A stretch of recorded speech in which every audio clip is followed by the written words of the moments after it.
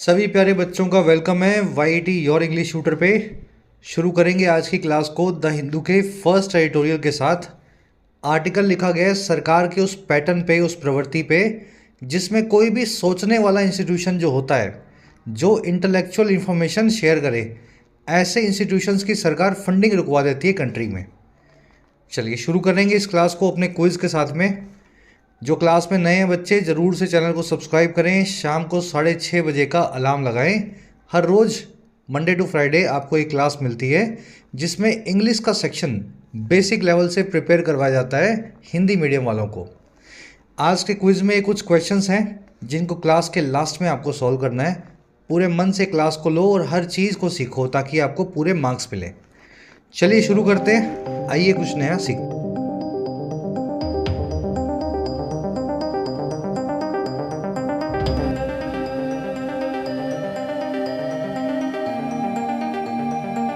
कह रहा है जी डेमोक्रेटिक बैक स्लाइडिंग। देखिए स्लाइड का मतलब समझते हैं आप? स्लाइड का मतलब होता है झूला। वो जो फिसलन पट्टी होती है ना, उसको अंग्रेजी में बोलते हैं स्लाइड। और बैक स्लाइड का मतलब क्या है? बैक की तरफ स्लाइड करना, यानी कि आगे की बजाय पीछे जाना, प्रोग्रेस की जगह रेट्रोग्रेस करना। और डेमोक्रेटिक का मतलब है डेमोक्रेसी से जुड़ी हुई बैक स्लाइडिंग कंट्री में हो रही है। कह रहा है जी डेमोक्रेसी आगे नहीं जा रही, स्लाइड करके फिसलन पट्टी पे पीछे की तरफ आ रही है अपनी कंट्री में। ऐसा क्यों हो रहा है भाई? बैक स्लाइडिंग क्यों हो रही है? टाइटल पैराग्राफ से पता लगेगा। कह रहा है curbs on financing of civil society bodies denote eroding civil liberties. कह रहे जो कर्व्स है, कर्व का मतलब होता है नकेल, रिस्ट्रेंट। रिस्ट्रेंट का मतलब, नकेल का मतलब समझते हैं ना आप? पाबंदियां समझ लो इनको, है ना। कह रहे कंट्रोल या पाबंदियां जो हैं फिनेंसिंग पे यानी पैसे पे सिविल सोसाइटी बॉडीज़ की। सिविल सोसाइटी बॉडीज़ क्या होती है? ऐसी ऑर्गेनाइजेशंस जो सभ्य समाज के लिए काम करें, ह्यूमन राइट्स के लिए काम करें, animal rights, civil liberties, environmental protection. कह रहे ये सारी सिविल सोसाइटी जो बॉडीज़ हैं, इनकी फाइनेंसिंग पे जो कर्व्स हैं, जो लगाम है या अंकुश है, वो डिनोट करता है, वो इशारा करता है, रिफ़र करता है इरोड होती हुई, ख़त्म होती हुई सिविल लिबर्टीज़ का, आम आदमी की लिबर्टीज़ का। सिविल सोसाइटी बॉडीज़ बहुत ज़रूरी होती है डेमोक्रेसी के लिए। यही बॉडीज़ जो हैं ह्यूमन राइट्स, सिविल लिबर्टीज़ के लिए काम करने वाली बॉडीज़ ही डेमोक्रेसी के अंदर मतलब जिंदा रखती है डेमोक्रेसी को। अगर इनकी फाइनेंसिंग को आप ख़त्म कर दोगे तो बॉडीज़ ख़त्म हो जाएंगी और सिविल लिबर्टियाँ भी कंट्री में इरोड हो जाएंगी। इरोड होना पता है क्या आपको? जैसे लोहे पे जंग लगती है तो जंग लोहे को इरोड कर देती है। इरोड करना यानी किसी चीज़ को ख़त्म कर देना, खा जाना। समझ गए? इसको करोड करना, अंडरमाइन करना या वेयर अवे करना भी बोलते हैं। आज वर्ड्स वोकैब के थोड़े हैवी है, इनको अलग से आपको एक शीट पे लेकर के दिखाएंगे। कर्ब्स आपका सब्जेक्ट है, डिनोट, डिनोट इसकी वर्ब है, प्लूरल सब्जेक्ट इसलिए प्लूरल वर्ब। चलिए अब जल्दी से वोकैब का टाइम है। आर्टिकल की सारी वोकैबलरी देख लो, सारे वर्ड्स एक साथ देख लोगे तो स्मूथली इसको पढ़ सकोगे। क्लास को एक लाइक और एक शेयर जरूर से देना है सभी बच्चों को। देखिए आपको पता होगा टेक्स्ट बुक के पासेस की वैलिडिटी को 1 साल से घटा के 6 मंथ कर दिया टेक्स्ट बुक ने। लेकिन आज 22 जनवरी को पूरे 1 साल की वैलिडिटी के साथ में ड्यूरिंग द सेल आपको मॉक टेस्ट पासेस मिल रहे हैं। आप बेनिफिट ले सकते हैं इस सेल का। ईयरली मॉक टेस्ट पास मिल रहा है 269 रुपये का, और अगर आप प्रो पास लेंगे वो मिल जाएगा 314 का। प्रो पास के अंदर आपको 70,000 मॉक टेस्ट तो मिलेंगे मिलेंगे, साथ में प्रीवियस ईयर पेपर्स भी मॉक टेस्ट की फॉर्म में मिल जाएंगे। एसएससी, बैंकिंग, रेलवेज, जो भी पेपर आप तैयार कर रहे हैं। सेल का फ़ायदा लेने के लिए कमेंट सेक्शन में जाएं, लिंक रखा गया टेक्स्ट बुक का। आप लिंक पे क्लिक करेंगे, नॉर्मल पास दिखाएगा 299 रुपये का। इस पे ले लेना एडिशनल डिस्काउंट कोड लगा करके YT10। जैसे इस कोड को आप अप्लाई करेंगे प्राइस कट के हो जाएगा 263 रुपीज़, है ना, कोड लगाना पड़ेगा। वैसे ही आपको प्रो पास दिखाएगा 349 का, लेकिन कोड लगाने पे प्राइस घट के हो जाएगा 307 रुपये। Link is in the comment section. जिनको पास की जरूरत है they can take the benefit. चलिए अपनी वोकैब शीट। आर्टिकल पढ़ने में काफ़ी हैवी है, इसलिए 10/10 इसको मैं आज की डेट में मार्क्स दूंगा। 5-6 वर्ड्स हैं। ट्रेवेस्टी से शुरू करेंगे, थोड़ा जूम इन कर लेते हैं। ट्रेवेस्टी का मतलब होता है सैटारिकल कॉमेडी, या हिंदी में बोले तो उपहास। और कैसा उपहास? जिसमें कुछ ताना भरा हो, है ना, सैटायर हो। यूज़ करके दिखाते हैं। The ministers acquittal from the court was a complete travesty of justice. जो मिनिस्टर का एक्विटल था, एक्विटल समझते हैं ना, सज़ा से बरी होना। कह रहा है मिनिस्टर का जो बायत बरी होना था कोर्ट से, वो एक कंप्लीट मखौल था, मजाक था, सटायर था जस्टिस का, यानी न्याय का। यानी मिनिस्टर को आपने बरी करके न्याय का मजाक बनाया, ट्रेवेस्टी बनाई है। समझ गए? तो मजाक भी इसको बोल सकते हैं, ट्रेवेस्टी को। ट्रेवेस्टी के कई सिनोनिम्स हैं, मॉकरी, पैरोडी और फार्स। फार्स का मतलब होता है स्वांग रचना, व्यंग करना, है ना, एकदम नाटक करके व्यंग करना, जैसे वो टीवी में करते हैं ना, समझ गए आप, कॉमेडी सर्कस वाले, इसको अंग्रेजी में बोलते हैं फार्स। चलिए, तो फार्स नाम का वर्ड जिसमें ऐसा व्यंग, ऐसा नाटक जिससे हंसी आए, इस फार्स वर्ड को आप आर्टिकल में देखेंगे। अगला वर्ड है अपने पास आज का, पैराडाइम। पैराडाइम, दो मीनिंग्स होते हैं इस वर्ड के। पहला मीनिंग होता है किसी चीज़ का परफेक्ट एग्जाम्पल, और दूसरा मीनिंग होता है सिस्टम या अरेंजमेंट। दोनों मीनिंग्स को यूज़ करके दिखाता हूँ इस वर्ड के। India is a paradigm, Bharat एक परफेक्ट एग्जाम्पल है, पैराडाइम है। और किसका? अ स्टेबल डेमोक्रेसी, एक स्टेबल लोकशाही का, डेमोक्रेसी का। दूसरा मीनिंग देखो, सिस्टम के लिए पैराडाइम कैसे यूज़ होगा? Education can change the social paradigm, शिक्षा जो है सामाजिक सिस्टम को बदल सकती है, ढांचे को बदल सकती है। Education can change the social paradigm. और किसका? ऑफ एनी कंट्री, किसी भी कंट्री का। तो अंग्रेजी में कभी कभी एक ही वर्ड एक से ज़्यादा मीनिंग सकते हैं। पैराडाइम वर्ड के दो मीनिंग्स हैं जो आपको पता होने चाहिए। आज पहला वाला मीनिंग आर्टिकल में आप यूज़ होता हुआ देखेंगे, परफेक्ट एग्जाम्पल वाला। और परफेक्ट एग्जाम्पल के लिए बहुत सारे और भी सिनोनिम्स हैं अपने पास। Exemplar, epitome, prototype, paragon, president. समझ गए? मिसाल, परफेक्ट एग्जाम्पल क्या होता है? मिसाल होती है ना। तो मिसाल के ये सारे सिनोनिम्स हैं। एग्जाम्पलर नाम का वर्ड आर्टिकल में आज पूछा गया आपसे, ठीक है। ये एपिटमी जरूर देख लेना। एपिटमी मिसाल के लिए, परफेक्ट एग्जाम्पल के लिए काफ़ी अच्छा एडवांस वर्ड है। एग्जाम्स में इस वर्ड को आप पूछा हुआ देखेंगे पुराने प्रीवियस ईयर पेपर्स में। चलिए, अगला वर्ड है अपने पास, डेबिलिटेट। डेबिलिटेट करना, किसी चीज़ को कमज़ोर बनाना। और कमज़ोर कैसे बनाना? उस हद तक कमज़ोर बनाना कि वो अपाहिज हो जाए। कमज़ोर बनाना, लेकिन कमज़ोर कैसे बनाना है कि उसको अपाहिज कर देना। इसको अंग्रेजी में बोलते हैं debilitate. Protracted strikes have debilitated industry, लंबी चलती हुई हड़तालों ने, स्ट्राइक्स ने डेबिलिटेट कर दिया है, कमज़ोर या अपाहिज बना दिया है पूरी इंडस्ट्री को। अब देखो, कमज़ोर बनाने के सारे सिनोनिम्स हैं, थोड़ा थोड़ा इनका बीच का डिफरेंस है। वीकन यानी वैसे कमज़ोर बनाना। पैरालाइज का मतलब है लकवा मार देना। क्रिपल का मतलब है अपाइज कर देना। अंडरमाइन का मतलब होता है जड़ें खोद देना। जड़ें खोदना किसी चीज़ की, समझते हो ना, किसी चीज़ को बहुत कमज़ोर बनाना। इम्पेयर का मतलब होता है रिस्ट्रिक्ट करना, कमज़ोर ऐसे बनाना कि वो अपनी फुल पोटेंशियल पे काम ना कर सके। होलो आउट का मतलब होता है खोखला कर देना। समझ रहे हो? तो ये अलग अलग वर्ड्स हैं, लेकिन सभी कमज़ोर बनाने के सिनोनिम्स हैं। मीनिंग सबके बता रहा हूँ। इरोड और करोड़ का मतलब होता है जंग लग जाना, जंग लगा देना।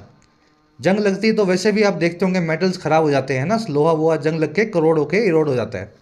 इसी को ईट अवे एट भी बोलते हैं। इसका मतलब होता है किसी चीज़ को थोड़ा थोड़ा थोड़ा थोड़ा करके कंज्यूम कर देना। समझ गए? ईट अवे एट समथिंग, किसी चीज़ को थोड़ा थोड़ा करके खा जाना, कंज्यूम कर देना। चलिए, आज आप करोड़ और इरोड नाम के जंग लगने वाले वर्ड्स आर्टिकल में देखेंगे। अगला वर्ड है अपने पास, हार्नेस। ये वर्ड बना है लगाम से, जो आप पालतू जानवरों के गले में देखते हो, किसी गधे के, कुत्ते के, घोड़े के, समझ गए ना, गले में जो रहती है वो हार्नेस होती है। अब मुझे बताओ, हार्नेस लगा के आप किसी जानवर का क्या करते हो? उसको पालतू बनाते हो, उसका फ़ायदा लेते हो।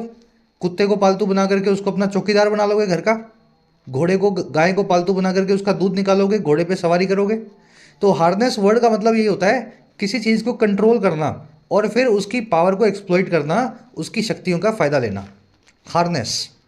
Nations need to harness nuclear power, सभी कंट्रीज़ को ज़रूरत है कंट्रोल और एक्सप्लॉइट करने की न्यूक्लियर पावर को। और क्यों? To become energy sufficient, energy sufficient बनने के लिए, एनर्जी के लिए, समझ गए ना, एनर्जी खुद पे ही सफिशिएंट हो एनर्जी के लिए, ऐसा बनने के लिए उनको न्यूक्लियर पावर को हार्नेस करना चाहिए। अब ये जो हार्नेस वर्ड है, इसी को वील्ड करना भी बोलते हैं। You can harness something and you can wield something. Generally power वगैरह होती है ना, उसको आप वील्ड करते हैं, कंट्रोल करके उसको यूज़ करते हैं, ठीक है। तो ये वर्ड आर्टिकल में देखेंगे। देखो, कुत्ते के गले के पट्टे से कहाँ पहुँच गए, समझ गए ना। वर्ड्स ऐसे ही बने हैं, जो आपकी रूटीन ज़रूरत है लैंग्वेज की, उसी के ऊपर वर्ड्स डिपेंडेंट होते हैं। चलिए, सेकंड लास्ट वर्ड है अपना आज का, पैरानॉइड। पैरानॉइड वर्ड बना है पैरानोइया से। पैरानोइया एक बीमारी होती है जिसमें आपको हर चीज़ पे शक होने लगता है अपने आसपास। आपको लगता है कि मेरे घर वाले मेरे खिलाफ षड्यंत्र कर रहे हैं, कॉन्स्पिरेसी कर रहे हैं, मेरे दोस्त मेरी बुराई करते हैं, मेरे बच्चे जो है मुझे गाली देते हैं, है ना, इस तरह का कुछ अगर आपके दिमागी वहम हो जाए, इसको अंग्रेजी में बोलते हैं पैरानोइया। पैरानोइया से जो आदमी ग्रसित हो वो पैरानोइड होता है। ऐसा आदमी ओवरली सस्पिशियस होगा, जरूर से ज़्यादा शक करने वाला होगा। Some people are really paranoid about what other people say about them. कुछ लोग बहुत ही ज़्यादा शक्की होते हैं, पैरानोइड होते हैं इस चीज़ को लेकर के, और किस चीज़ के लेकर के, कि क्या दूसरे लोग उनके बारे में कहते हैं। चलिए, तो वर्ड आर्टिकल में आज आप देखेंगे पैरानोइड, सरकार के लिए इस वर्ड को यूज़ किया गया इस आर्टिकल में। लास्ट वर्ड है टेन्यूस। टेन्यूस का मतलब होता है फ्लिम्जी या महीन, कमज़ोर या पतला। प्लास्टिक की थैलियाँ होती हैं वो बहुत टेन्यूस होती हैं, आप उनको खींचोगे फट जाएंगी, उनके आर पार भी देख सकते हो, ठीक है। वीक, थिन या फ्लिम्जी के लिए टेन्यूस वर्ड यूज़ होता है। There is a tenuous difference between a soldier and a terrorist. एक बहुत ही महीन या पतला सा डिफरेंस है, थिक नहीं है डिफरेंस, बहुत पतला है, बहुत टेन्यूस है, बहुत वीक है, एक सोल्जर और एक टेररिस्ट के बीच में, एक फौजी और एक दहशतगर्द के बीच में। अगर आपकी तरफ से लड़ रहा है तो फौजी है, सामने वाले की तरफ से लड़ रहा है तो आपके लिए टेररिस्ट है। चलिए, ये वर्ड टेन्यूस जो है इसका सिनोनिम आर्टिकल में आज आप देखेंगे फ्लिम्जी, बिल्कुल पतला सा, महीन सा, फ्लिम्जी। चलिए, 6 वर्ड्स हो गए डिटेल में। ये आर्टिकल पे आएंगे, एक समरी आपको दे किस बारे में लिखा हुआ है।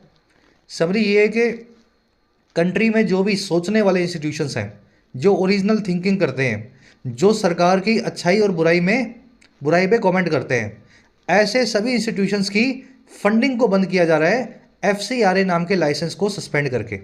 और FCRA लाइसेंस क्यों मिलता है? अगर आपको फॉरेन से फंडिंग चाहिए हो। अब सरकार का ये कहना है कि हम FCRA लाइसेंस उन इंस्टीट्यूशंस का बंद कर रहे हैं जिनको फॉरेन से गलत फंडिंग आती है। लेकिन सिविल सोसाइटी बॉडीज़ में से बहुत ऐसी बॉडीज़ हैं, ऐसे NGOs हैं जिनको नेशनल और इंटरनेशनल दोनों तरीके से फंडिंग होती है।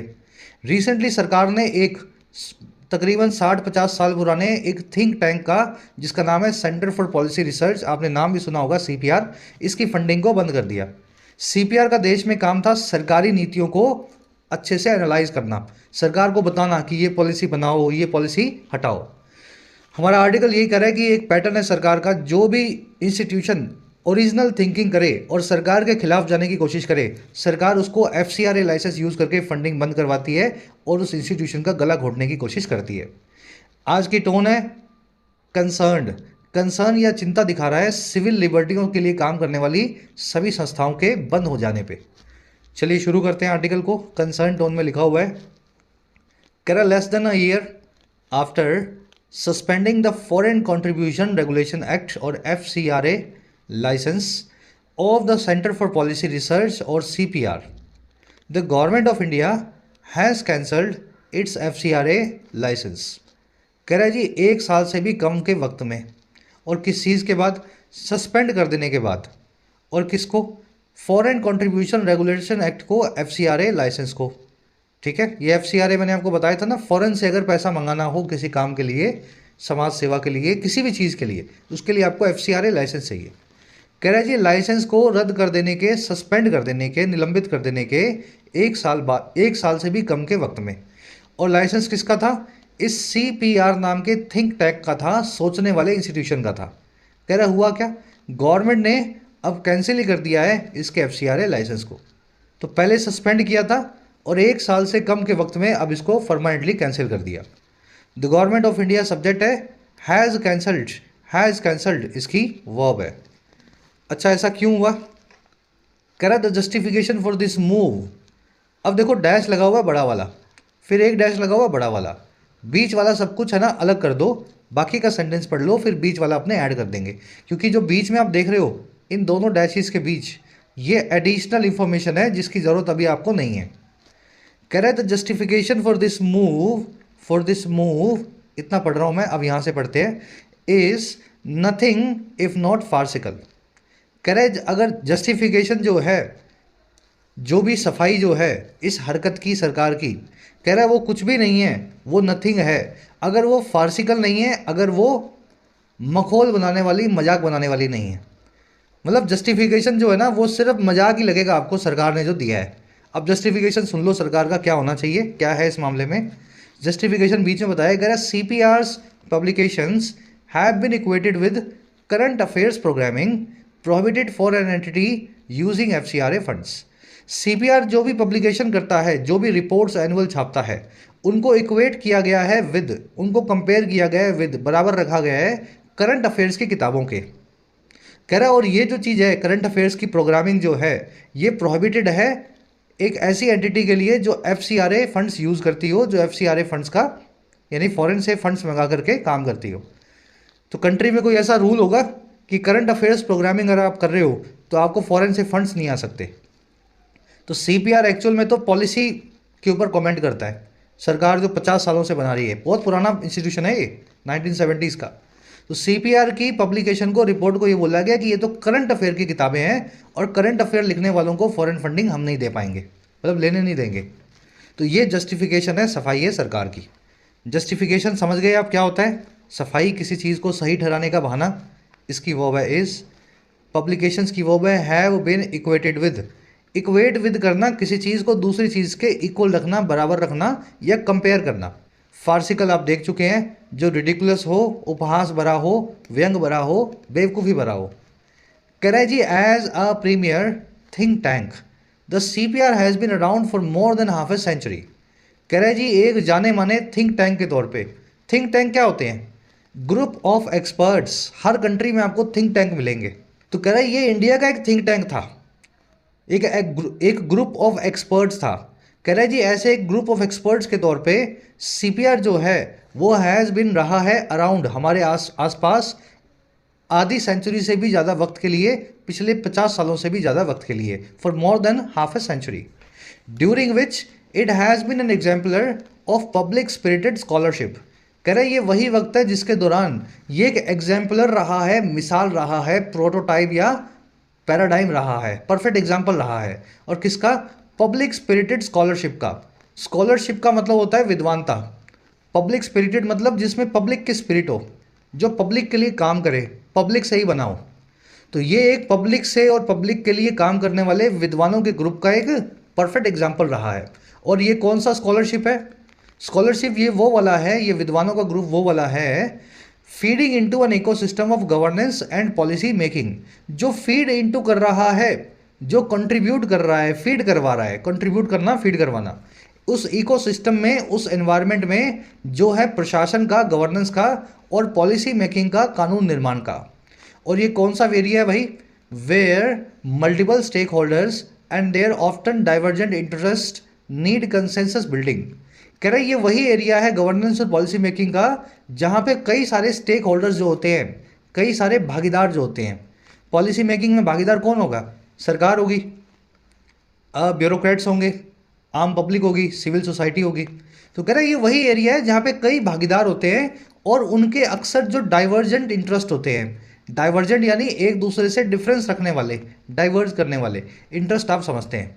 कह रहा है उनको ज़रूरत होती है कि वो कंसेंसस बिल्डिंग करें, वो सहमति को बनाएं। और किसके जरिए? थ्रू इन्फॉर्म डिबेट्स, अच्छे ज्ञान के साथ, अवेयरनेस के साथ होने वाली डिबेट्स के जरिए। सेंटेंस लंबा है, एक बार इतना इसको रिपीट कर लो, बाकी का तो आप देख ही लोगे, आगे कुछ भी नहीं है ना।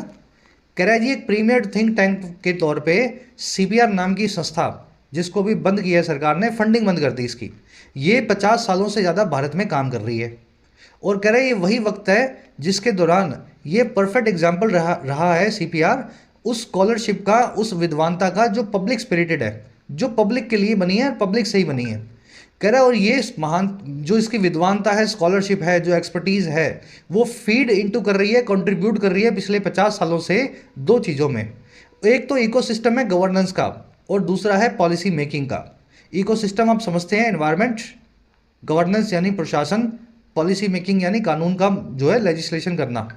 कह रहे ये वही एरियाज हैं जहाँ पे अलग अलग स्टेक होल्डर्स होते हैं और उनके डाइवर्जेंट इंटरेस्ट होते हैं, अलग अलग इंटरेस्ट होते हैं, लेकिन उनको ज़रूरत होती है कि वो कंसेंसस बिल्डिंग करें, वो सहमति को बनाएं, इन्फॉर्म्ड डिबेट्स के जरिए, ऐसी बहस के जरिए जो अवेयरनेस से भरी हो। सभी लोग बहस करेंगे और अल्टीमेटली किसी कंक्लूजन पे आएंगे, यही डेमोक्रेसी है। कह रहा है जी आगे डैश लगा के, the hall mark of a democracy, trade mark है जो हॉल मार्क है किसी भी लोकशाही का। तो ये काम है CPR का। एक्सपर्ट्स बैठेंगे, सरकारी पॉलिसीज़ पे बहस करेंगे, अपनी रिपोर्ट छापेंगे, रिपोर्ट सरकार तक जाएगी, आम जन तक जाएगी और अल्टीमेटली इन्फॉर्म डिबेट्स के जरिए ये सेटल करेंगे कि कंट्री में क्या होना चाहिए। चलिए, लंबा सेंटेंस था। CPR की वर्ब है has been. Has been around का मतलब होता है किसी चीज़ का एग्जिस्ट करना। CPR has been around for more than half a century, इसका मतलब है CPR एग्जिस्ट कर रहा है 50 सालों से ज़्यादा वक्त के लिए। इट की वर्ब है हैज़ बीन, एग्जाम्पलर आप समझते हैं, मिसाल, पैराडाइम, पैरागॉन, प्रोटोटाइप, एपिटमी, सभी इसके सिनोनिम्स हैं मिसाल के। कह रहे जी, a decision to effectively shut down such an institution by crippling its finances is bound to send the message that India is no longer open to the free flow of knowledge and ideas। कह रहे अब ये सरकारी जो decision है effectively shut down कर देने का, शट डाउन करना यानी शटर नीचे कर देना, दुकान बंद कर देना, और इफेक्टिवली मतलब असरदार तरीके से। तो ऐसा जो काम सरकार ने किया है जिसका असर ये निकले कि सरकार ने शट डाउन कर दिया है, शटर नीचे कर दिया है एक ऐसे इंस्टीट्यूशन का, और वो कैसे किया है, क्रिपल करके, अपाहिज बना करके इसके फाइनेंसेस को। कह रहे ये डिसीजन जो है ना ये बाउंड है, पक्का है। बाउंड होना यानी किसी चीज़ के लिए बंध जाना, पक्का हो जाना, कि ये पक्का है कि ये सेंड करेगा, it is bound to send एक ऐसे मैसेज को, संदेश को, कि इंडिया जो है अब बिल्कुल भी ओपन नहीं है, India is no longer open. और किस चीज़ के लिए, फ्री फ्लो के लिए, स्वतंत्र बहाव के लिए, नॉलेज और आइडियाज़ का। फ्री फ्लो क्या होता है, आइडियाज़ का, एक्सपर्ट्स बैठें और आइडियाज़ को डिस्कस करें, है ना, फ्री फ्लो हो उनके बीच में। पर इंस्टीट्यूशन से जब अगर बंद करवा दोगे आप, फाइनेंसिस इनके ख़त्म कर दोगे, तो इंडिया मैसेज क्या देता है, हमें किसी का कोई आइडिया या कोई नॉलेज नहीं चाहिए, सरकार खुद ही देख लेगी क्या करना है। डिसीजन की वर्ब है is, when you are bound to do something, उस काम को करने के लिए आप बंधे हुए हैं, ठीक है।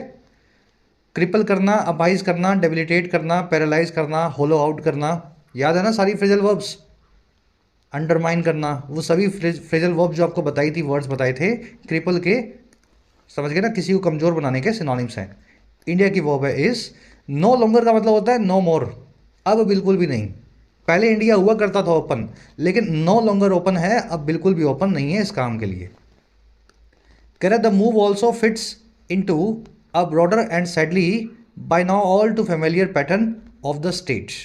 कह रहे ये मूव जो है सरकार का, साथ ही साथ फिट करता है एक बड़े यानी ब्रॉडर यानी हर तरफ फैले, और सैडली यानी निराशाजनक तौर पे अब बहुत टू फेमिलियर है। ऑल टू मतलब काफ़ी ज़्यादा, ऑल टू फेमिलियर, फेमिलियर आप समझते हैं जिसको हम अच्छे से जानते हो। तो ये मूव जो है फिट करता है एक बड़े पैटर्न में जो कि ब्रॉड भी है और अब काफ़ी फेमिलियर भी हो गया है, जिसको सब जानने भी लगे हैं। वो है स्टेट का यानी राज्य का यानी सरकार का विल्ड करने का, FCRA को विल्ड करना यानी किसी चीज़ का फ़ायदा लेना, किसी चीज़ को कंट्रोल करके उसका बेनिफिट लेना। तो सरकार जो है कंट्रोल करके बेनिफिट ले रही है FCRA का, और कैसे, एज अ वेपन, एक हथियार के तौर पे। और क्यों, to silence entities whose work is not to its liking, silence करने के लिए, गला घोटने के लिए ऐसी एंटिटीज़ का, ऐसी ऑर्गेनाइजेशंस का जिनका काम सरकार की लाइकिंग में नहीं है, सरकार को पसंद नहीं है। Is not to its liking, है ना, सरकार की पसंद के हिसाब से नहीं है। सेंटेंस इतना ही पढ़ लो, आगे का तो पढ़ ही लेंगे आप, इतना समझ गए ना। तो ये सरकार का वो पैटर्न जो है उसमें बिल्कुल फिट बैठ रहा है ये, और बड़ा सैडली बात है कि पैटर्न अच्छे से हम देख भी चुके हैं बार बार, कि सरकार जो है विल्ड करती है FCRA को, इस्तेमाल करती है FCRA को एक वेपन, हथियार के तौर पे, कि चुप करवा दे या गला घोंट दे ऐसी ऑर्गेनाइजेशंस का जिनका काम सरकार को पसंद नहीं आता, whose work is not to the government's और its liking. Correct, typically those working on environmental issues, civil liberties and human rights. ये टिपिकली वही ऑर्गेनाइजेशंस होती हैं जो काम कर रही होती हैं एनवायरनमेंट के लिए, आम आदमी के अधिकारों के लिए और ह्यूमन राइट्स के लिए, है ना, मानवीय अधिकारों के लिए। मूव की वो है फिट्स, विल्ड करना, किसी चीज़ को हार्नेस करना।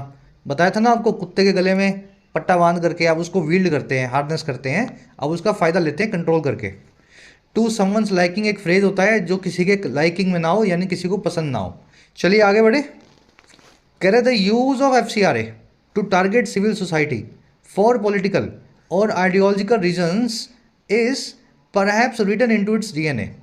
कह रहे जो यूज है FCRA का, और क्यों, टारगेट करने के लिए सिविल सोसाइटी को, सभ्य समाज को, और क्यों, पॉलिटिकल और आइडियोलॉजिकल रीजंस की वजह से, राजनीतिक और वैचारिक कारणों की वजह से। आइडियोलॉजिकल मतलब आपकी आइडियोलॉजी क्या है और किसी सामने वाले की आइडियोलॉजी क्या है।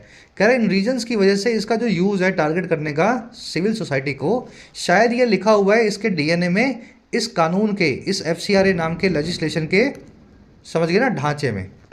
द यूज़ की वर्ब है इस। अब इसके DNA में कैसे लिखा हुआ है, कह रहे the legislation is the child of the emergency. ये लेजिस्लेशन चाइल्ड है, पैदाइश है इमरजेंसी की, इमरजेंसी के वक्त की। Enacted bye a regime paranoid about foreign governments interfering in India's internal affairs. और जो इनेक्ट किया गया था एक रिजीम के द्वारा, एक सरकार के द्वारा, जो पैरानॉइड थी, बड़ी शक्की थी, और किस चीज़ को लेकर के, फॉरेन गवर्नमेंट्स के इंटरफेरेंस को लेकर के, भारत के अंदरूनी मामलों में, इंटरनल अफेयर्स में। और किस जरिए? By channeling funds through NGOs, channel करके, डायरेक्ट करके फंड्स को, पैसे को एनजीओज के थ्रू। तो इंदिरा गांधी सरकार ने, या यूं कहे इंदिरा गांधी ने ही इस लेजिस्लेशन को बनाया था, जब वो खूब पैरानॉइड हुआ करती थी कि इमरजेंसी के दौरान बाहर की सरकारें पैसा भारत में भेजेंगे एनजीओज के थ्रू और हमारे इंटरनल मामलों को ख़राब करेंगी। वहाँ से ही ये जो है ना लेजिस्लेशन निकला है। लेजिस्लेशन की वर्ब है इस, it is the child of emergency. ये इमरजेंसी की चाइल्ड है, यानी उसी की पैदाइश है, उसी वक्त ये लेजिस्लेशन पैदा हुआ था। रिजीम यानी प्रशासन, एडमिनिस्ट्रेशन या सरकार। पैरानॉइड यानी जिसको शक्की बना हो बहुत ज़्यादा हर चीज़ पे। Courage is since then it has been amended by successive governments with the provisions becoming more stringent. कह रहे तब से ही ये अमेंड किया गया है, एक के बाद एक आने वाली सरकारों के द्वारा, सक्सेसिव गवर्नमेंट्स के द्वारा। इमरजेंसी 75 वाला टाइम था, उसके बाद तो अब 40 साल हो गए, है ना। तो 40 साल में सरकारें जो आके गई, 50 साल में एक के बाद एक सरकार ने इस कानून को अमेंड करते रहे। वो उसमें थोड़ा कुछ सुधार करते, कुछ निकालते, कुछ बढ़ाते। कह रहे जी with the provisions becoming more stringent, और ये सारा काम हो रहा था प्रोविजंस के, इस कानून की धाराओं के और स्ट्रिंजेंट बनने के साथ ही, और ज़्यादा कड़ा या हार्श बनने के साथ ही। चलिए, इट की वर्ब है has been amended, passive voice में ऑफ कोर्स। अमेंड करना, किसी चीज़ में सुधार लाना। स्ट्रिंजेंट का मतलब होता है और कड़ा, हार्श, रिजिड, है ना। चलो, दो कॉन्सेप्ट है, फटाफट ऊपर देखेंगे। मैं आपसे वैसे ही पूछ लेता हूँ। एक तो वर्ड है यहाँ पे शट, और एक वर्ड है यहाँ पे लेजिस्लेशन। दोनों वर्ड्स को देख करके कौन कौन से ग्रामर कॉन्सेप्ट्स दिमाग में ट्रिगर हुए?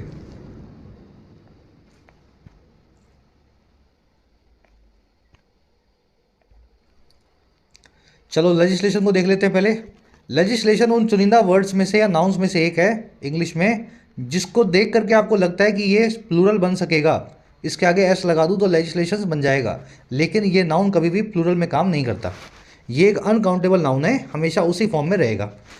ऐसे सारे नाउन्स कौन कौन से हैं? Legislation, machinery, equipment, bread, paper, advice, jewellery और फर्नीचर। इसके अलावा देख लेना और भी 10-12 आपको करवाए हुए हैं, है ना। तो ये नाउन्स आपको याद रखने हैं। प्लूरल में इनको बनाया नहीं जा सकता।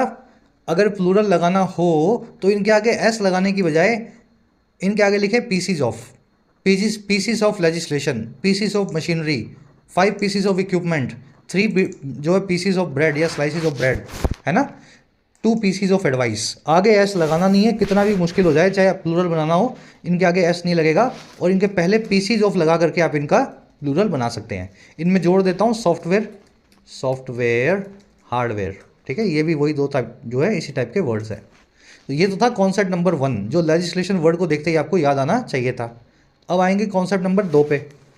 शट एक ऐसी वर्ब अंग्रेजी में जिसकी V1, V2, V3 सेम रहती है। V1 भी शट, V2 भी शट, V3 भी शट। और ऐसी कौन कौन सी वर्ब्स हैं भाई? ऐसी कौन कौन सी वर्ब्स हैं जिनकी V1, V2, V3 सेम रहेगी? सबको याद होनी चाहिए। हर चौथे 5वें दिन करवाता हूँ, क्योंकि इंपॉर्टेंट कॉन्सेप्ट है और 10-12 वर्ब्स हैं। जैसे कि शट हो गई, ठीक है, यहाँ लिख देता हूँ, verbs with V1 is equal to V2 is equal to V3। V4 इनकी बना सकते हो, वर्ब की आईएनजी फॉर्म बनाने में कोई दिक्कत नहीं है। V1, V2, V3 में कुछ और नहीं करना इनको।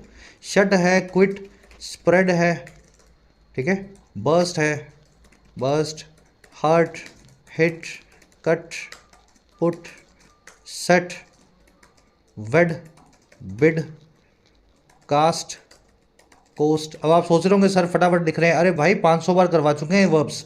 आप क्लास में नए हैं, 1-1.5 महीना क्लास लेंगे तो ये एक एक वर्ब आपके दिमाग में बैठी होगी। जो नया बच्चा होता है वो सोचता है सर मैं कैसे याद करूँगा। जो बच्चा रोज़ आधा घंटा क्लास को दे रहा है उसके लिए तो बड़ा आसान है सारे कॉन्सेप्ट देखना, ठीक है। तो याद रखेंगे, शट वर्ब को V1, V2, V3 में चेंज नहीं करना है। आज के क्विज में मैंने क्विट वर्ब को क्विटेड लिख करके दिया है आपको, तो क्विटेड नाम का कोई वर्ड तो अंग्रेजी में है नहीं, तो क्विट करना है आपको अपने क्विज के क्वेश्चन में, ठीक है। चलो आगे बढ़ते हैं। अब आ जाओ नेक्स्ट वर्ब पे, नेक्स्ट जो है पैराग्राफ पे। कह रहा है जी when the latest round of amendments was passed in 2020 the international commission of jurist denounced it as incompatible with international law. कह रहे जब लेटेस्ट राउंड ऑफ अमेंडमेंट्स जो हैं इसी कानून में, इंदिरा गांधी वाले इस कानून में, बताया ना अमेंड करते हैं इसको बार बार। कह रहे जब लेटेस्ट राउंड अमेंडमेंट्स का हुआ 2020 में, उसको पास किया गया, तो एक कमीशन थी इंटरनेशनल कमीशन ऑफ जूरिस्ट, उसने डिनाउंस किया इन सभी अमेंडमेंट्स को, क्रिटिसाइज़ किया, और कैसे कि ये इनकम्पैटिबल हैं, ये असंगत हैं, है ना, ये मिसमैच्ड हैं, और किसके हिसाब से, इंटरनेशनल लॉ के हिसाब से, अंतर्राष्ट्रीय कानून के हिसाब से। और फिर क्या किया इस कमीशन ने, and warned that it would impose extraordinary obstacles on the capacity of civil society actors.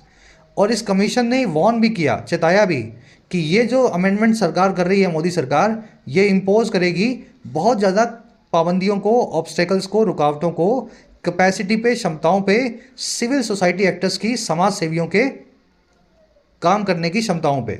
और ये एक्टर्स की किन कैपेसिटी पे ऑब्स्टेकल आएगी, to carry out their important work, carry out करने की, अपने इंपॉर्टेंट वर्क को अंजाम देने की, अपने ज़रूरी कामों को। तो लास्ट टाइम जब इसको अमेंड किया गया 2020 में, इस कानून को, जिसके तहत ही CPR की फंडिंग भी रोकी गई है, तब इस इंटरनेशनल संस्था ने भी यही कहा था कि भारत बहुत गलत कर रहा है। ऐसा करके भारत, इसने वार्न किया कि अपनी सिविल सोसाइटी को मार ही देगा, सिविल सोसाइटी की क्षमताएं खत्म हो जाएंगी कोई भी देश में बदलाव लाने की। चलिए, राउंड की वर्ब है was past, international commission of jurist की वर्ब है डिनाउंस्ड। डिनाउंस करना समझते हैं आप, क्रिटिसाइज करना, कंडेम करना, किसी चीज़ की आलोचना करना। इसी जूरिस्ट की जो कमीशन है, इसकी दूसरी वर्ब है वांट।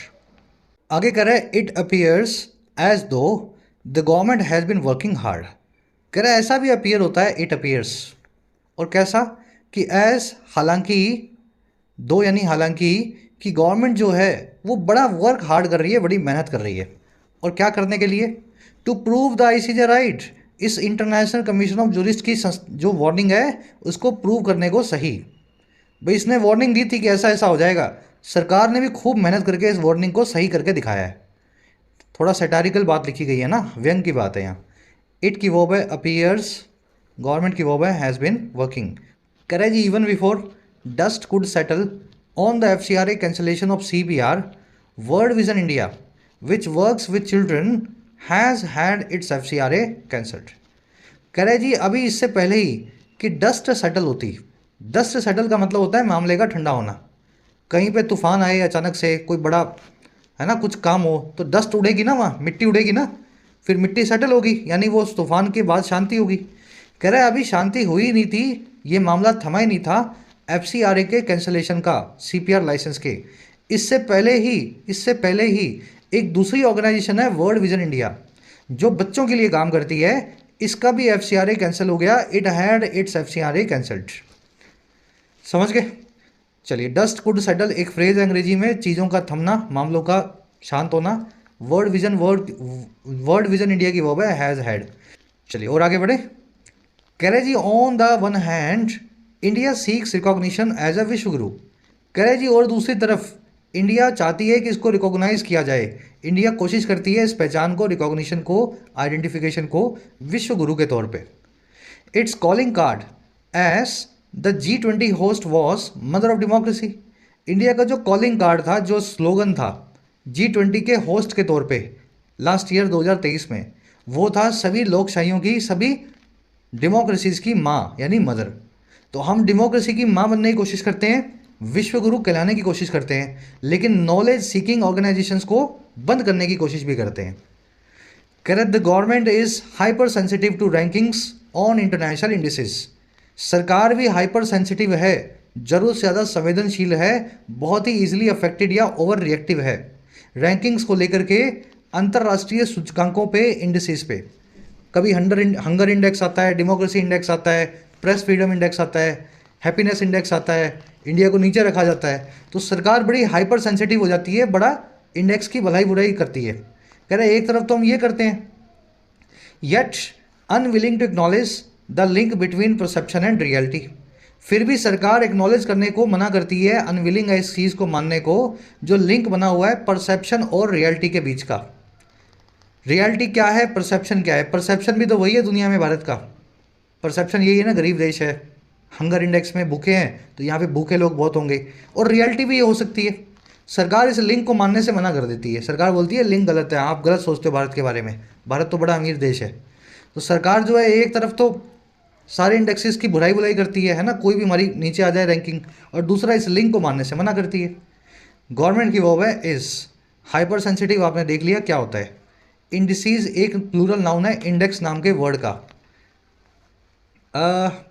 इंडेक्स सिंगुलर है, इंडिसीज प्लूरल है। वैसे ही मैट्रिक्स का मैट्रिसिस, अपेंडिक्स का अपेंडिसिस कर लेना यहाँ, ठीक है, मैं लिख देता हूँ अपेंडिसिस, अपेंडिसिस, ठीक है। अपेंडिक्स क्या होता है? किसी किताब के लास्ट में फर्दर रीडिंग के लिए एक लिस्ट होती है कि ये किताब आपने पढ़ ली, अब इसके आगे आपको पढ़ना हो, या इस किताब में जो कंटेंट हमने उठाया है कहाँ कहाँ से उठाया है, उन सभी किताबों के नाम लिखे होते हैं अपेंडिक्स में, है ना। लास्ट में एक इंडेक्स होता है, तो उसका प्लूरल बनेगा अपेंडिसिस। वर्टेक्स का वर्टिसिस, वर्टेक्स का वर्टिसिस। वर्टेक्स का मतलब होता है बिंदु। जैसे ये एक ट्राइंगल है, इसके 3 वर्टेक्स हैं, ये एक क्वाड्रिलेटरल है, इसके 4 वर्टेक्स हैं, है ना, वर्टेक्स। और वोर्टेक्स का मतलब होता है बवंडर, जो गोल गोल गोल गोल वोर्टेक्स आता है, तूफान आता है ना पानी में, कभी हवा में, चक्रवात, उसको वोर्टेक्स बोलते हैं, उसका प्लूरल होता है वोर्टिसिस। वैसे ये सारे वर्ड्स हैं। बेसिस सिंगुलर है, बेसिस प्लूरल है ई एस लग के, क्राइसिस से क्राइसिस, आई एस को ई एस में चेंज करते जाओ, एनालिसिस को एनालिसिस, ओएसिस को ओएसिस, डायग्नोसिस को डायग्नोसिस। तो याद रखने हैं ये आपको, सारे इरेगुलर नाउन्स हैं, नाउन चैप्टर में आपको करवाए भी गए हैं। आज ये यही वर्ड इंडिसीज जो आप देख रहे हैं प्लूरल के अंदर यहाँ पे देख रहे हैं। 2 क्वेश्चंस दे रहा हूँ मैं सभी को, क्लास को लंबा नहीं करेंगे। इन दोनों क्वेश्चंस को सॉल्व करके दिखाओ सही वर्ड को चूज करके। Several powerful vortex and social crisis require, ठीक है। सभी लोग कमेंट्स में डालना, बहुत इजी है, सही फॉर्म को वर्टेक्स और क्राइसिस की आपको यूज करना है। बस ऐसे ही क्वेश्चन आपको एग्जाम में मिलेंगे। बढ़े आगे, चलिए। कह रहा है जी, when the US based non profit Freedom House in its democracy index downgraded India to an electoral autocracy. कह रहे जब यूएस के अंदर आधारित एक नॉन प्रॉफिट संस्था है जिसका नाम है फ्रीडम हाउस, इसने अपने डेमोक्रेसी इंडेक्स में डाउनग्रेड कर दिया, एक दर्जा नीचे ले आया इंडिया को, और कहाँ लेके आया? इलेक्टोरल ऑटोक्रेसी की जगह। ऑटोक्रेसी यानी तानाशाही, इलेक्टोरल यानी जो इलेक्शन से होती हो। तो इसने बोला इंडिया में इलेक्शन से होने वाली तानाशाही होती है, इलेक्शन के बेस के ऊपर सरकारें आके तानाशाही करती हैं। जब इस यूएस के नॉन प्रॉफिट जो है ऑर्गेनाइजेशन ने, एनजीओ ने इंडिया को डाउनग्रेड किया, कह रहे a reason it cited was erosion of civil liberties. कह रहे एक रीजन इसने साइट किया था, एक कारण इसने हवाला देके बताया था, वो था ख़त्म हो जाना, इरोजन हो जाना सिविल लिबर्टीज़ का। तो उसका भी यही रीज़न था कि सिविल संस्थाओं के लिए जो काम, सिविल कॉजेज़ के लिए जो ऑर्गेनाइजेशन काम करती है उसका सरकार गला घोंटती है, इसलिए इंडिया एक इलेक्टोरल ऑटोक्रेसी है। फ्रीडम हाउस जो यूएस बेस्ड नॉन प्रॉफिट है, इसकी वर्ब है डाउनग्रेडेड, रीजन की वर्ब है वॉज, इट की वर्ब है साइटेड। साइट करना, हवाला देना किसी चीज़ का। इरोजन यानी जंग लग के ख़त्म हो जाना। इलेक्टोरल यानी जो इलेक्शन से जुड़ा हुआ हो, चुनावी हो। ऑटोक्रेसी यानी तानाशाही। ये जो ऑटोक्रेसी या ऑटो आर्की, ये सारे वर्ड्स आप ऑलरेडी जानते होंगे, एक बार ये 1 वर्ड सारे देख लो, आज के क्विज में मैंने पूछे भी हुए आपसे। ऑटोक्रेसी होती है तानाशाही, थियोक्रेसी होती है रूल बाय रिलीजन यानी थियो, किताब कोई रूल करेगी कहीं पे, है ना। जैसे इस्लामिक थियोक्रेसीज आप देखते हैं, ईरान है, पाकिस्तान है, सऊदी अरेबिया, कतर वगैरह, सब ये थियोक्रेसी हैं, रिलीजन के हिसाब से यहाँ पे कानून बनता है। डेमोक्रेसी क्या होती है जी? जिसमें डेमो यानी पीपल की क्रेसी हो, लोगों का राज हो। डेमोक्रेसी यानी रूल बाय पीपल, है ना, लोकशाही। फिर होती है प्लूटोक्रेसी। प्लूटोक्रेसी के अंदर रूल बाय प्लूटो यानी वेल्दी पीपल होता है, प्लूटो यानी गॉड ऑफ वेल्थ। तो रूल बाय वेल्दी पीपल, अगर अमीर लोग किसी जगह सरकार चलाएं, शासन चलाएं, तो उसको बोलते हैं प्लूटोक्रेसी। फिर एक वर्ड है पैंटिसोक्रेसी। पैन मतलब सभी, आइसो मतलब बराबर, क्रेसी यानी सरकार। एक ऐसी सरकार जहाँ पे हर मेंबर बराबरी तौर पे कंट्रीब्यूट करेगा, सबका बराबर वोट होगा, सबके बराबर अधिकार होंगे, है ना। डेमोक्रेसी की हाईएस्ट फॉर्म होती है पैंटिसोक्रेसी, कहीं बन नहीं पाती, लेकिन हर डेमोक्रेसी पैंटिसोक्रेसी बनाने की कोशिश करती है। लास्ट में है स्ट्रेटोक्रेसी। स्ट्रेटोक्रेसी का मतलब है a government or rule by military. जैसे पाकिस्तान में आप स्ट्रेटोक्रेसी देखेंगे, म्यांमार में देखेंगे हुंता, जुंता जिसको बोलते हैं ना, स्ट्रेटोक्रेसी के एग्जाम्पल है, वहाँ पे मिलिट्री ही सरकार को चलाती है। तो ये क्रेसी से बनने वाले सारे वर्ड्स हैं, ध्यान रखें, आज के क्विज में पूछे गए हैं। बढ़े आगे। चलो, आज का आर्टिकल सच में काफ़ी वोकैब और हर चीज़ में हैवी है ना। आगे कह रहा है जी, shutting off finances of civil society organizations on flimsy grounds is a textbook example of civil liberty erosion। कह रहा है शट ऑफ कर देना फाइनेंसेस को, बंद कर देना पैसों को या फाइनेंस को सिविल सोसाइटी ऑर्गेनाइजेशंस के बहुत ही कमज़ोर आधारों पे, फ्लिमजी ग्राउंड्स पे। ये एक टेक्स्ट बुक एग्जाम्पल है, ये एक परफेक्ट एग्जाम्पल है टेक्स्ट बुक में जो लिखा होता है। और किसका? सिविल लिबर्टीज़ के इरोजन का, किसी भी देश में सिविल सोसाइटी या सिविल अधिकारों के खत्म होने का। Correct, guaranteed to amplify the narrative of democratic backsliding.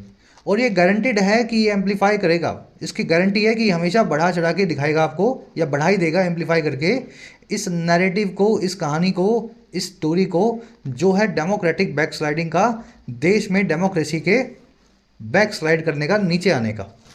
समझे मेरी बात को? तो हमेशा जब भी डेमोक्रेसी कहीं बैकस्लाइड करती है ना, तो उसका हॉलमार्क है वहाँ की सिविल सोसाइटी ऑर्गेनाइजेशंस को सबसे पहले बंद किया जाता है।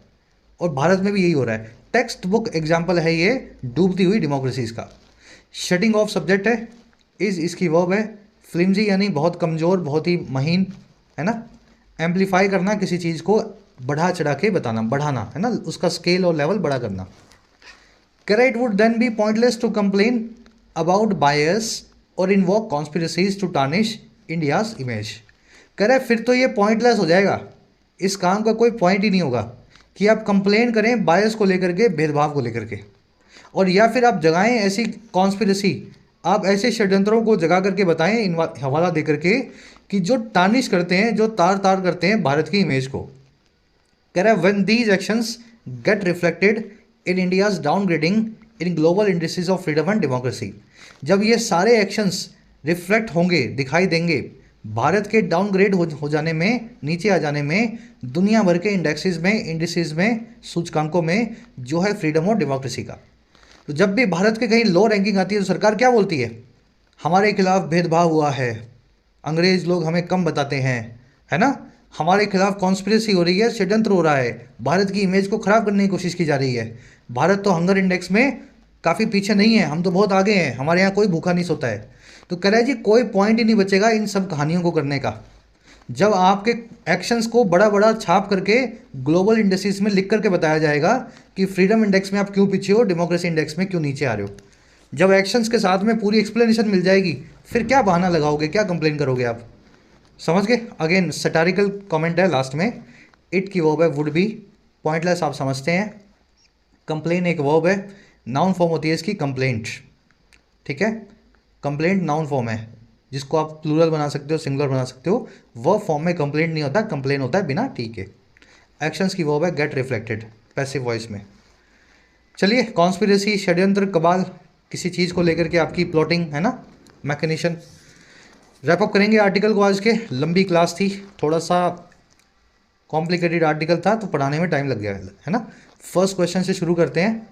इनमें से कौन सा वो एरिया है, डोमेन है, जिसको टारगेट नहीं किया गया है एफसीआरए को यूज करके एक वेपन के तौर पे?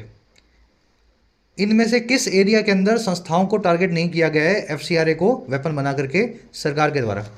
ह्यूमन राइट्स के एरिया में, क्लाइमेट चेंज के एरिया में, सिविल राइट्स और लिबर्टीज़ के एरिया में, या ड्रग एंड ह्यूमन ट्रैफिकिंग के एरिया में? बहुत सिंपल सा क्वेश्चन है, प्रीलिम्स लेवल का। अगर कन्फ्यूजन हो तो एक बार आर्टिकल फिर से खोल लेना, सही से आपको 1 मिनट में आंसर मिल जाएगा। मैंने अपना आंसर फर्स्ट कमेंट में डाल भी दिया है, वहाँ से मैच करें। चलिए, carry the day, carry the can. Actual में क्या, कैरी से बनने वाली कई फ्रेजल वर्ब्स हैं जो एक्चुअल में मैं आपको करवा नहीं पाया, रह गई। तो आप अगर आप पीडीएफ को खोलेंगे तो ये सारी फ्रेजल वर्ब्स आपको यहाँ से दिख जाएंगी। एक बार इनको देख लो और फिर ये दोनों क्वेश्चंस कैरी पे जो बनते हैं, ऊपर जो आपसे पूछे गए हैं, इनको सॉल्व कर लेना। काफ़ी कुछ था, मैं काट दूंगा आज की वीडियो में, मुझे 40-42 मिनट से लंबी नहीं करनी है, बच्चों को मज़ा नहीं आता, आप ही लोगों को, ठीक है। तो ये ऊपर वाली दोनों जो हैं फ्रेजल वर्ब्स, वहाँ से देख लेना, idioms. A government run by military, military से चलने वाली सरकार के लिए क्या वन वर्ड है, बताओगे आप? प्लूटोक्रेसी किसको बोलते हैं? ऑफ कोर्स आपको आता है। एपिटमी वर्ड के 3 आपको सिनोनिम्स बताने हैं। पहले तो इसका मीनिंग बताओ, फिर 3 सिनोनिम्स आप बता पाएंगे। लास्ट मिलेंगी आपको 3 एरर्स। पहली एरर आपको एरर मिलेगी इस वर्ड के आसपास, दूसरी एरर आपको मिल सकती है इस वर्ड की वजह से या इसके आसपास, और तीसरी एरर आपको मिलेगी इस वर्ड के आसपास। चलो सारे कॉन्सेप्ट्स करवा दिए, खुद से ट्राई दो। आउट ऑफ 9 कितने मार्क्स मिले ज़रूर से बताना। फर्स्ट कमेंट में रखा गया है सारे के सारे आंसर्स को। मुलाकात लेंगे कल की क्लास में। कोर्सेज अवेलेबल हैं ऐप पे, राइटिंग का, एसएससी का, बैंकिंग का, यूपीएससी का। You can take the benefit of this courses. App को डाउनलोड करें, हर कोर्स में कुछ डेमो वीडियोज़ रखी गई हैं, आप उनका भी बेनिफिट ले सकते हैं। Until then.